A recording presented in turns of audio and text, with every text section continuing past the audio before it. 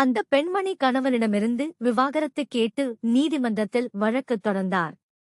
வழக்கு நடைபெற்றுக் கொண்டிருந்தது. விசாரணை கூண்டில் நின்ற அப்பெண்ணிடம் குறுக்கு விசாரணை செய்யும் பொழுது வக்கீல் கேட்டார், உங்கள் பெயர் என்ன?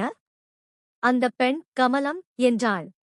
ஏன் உங்கள் கணவரை விவாகரத்து செய்கிறீர்கள் எனக் கேட்டார் வக்கீல். அதற்கு அவள், தூக்கத்தில் அவர் அடிக்கடி வேலைக்காரியின் பெயரைச் சொல்கிறார் என்றாள். அவள் பெயர் என்ன? அடுத்த கேள்வியை கேட்டார் வக்கீல். அவள் பெயரும் கமலம்தான் என பதிலளித்தாள். வக்கீலுக்கு ஆர்வம் தொற்றிக்கொள்ள சீரியஸாக கேட்டார், உங்கள் பெயரும் கமலம், வேலைக்காரி பெயரும் கமலம். அப்படியிருக்க உங்கள் கணவர் தூக்கத்தில் உங்கள் பெயரையே சொல்லி இருக்கலாமல்லவா? அந்த பெண் வேகமாக தலையாட்டி மறுத்து சொன்னாள்.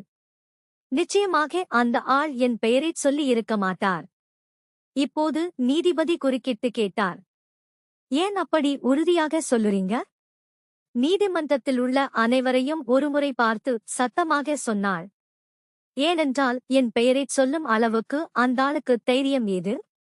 அதனா வேலைக்காரியைதான் கூப்பிட்டு இருப்பார்.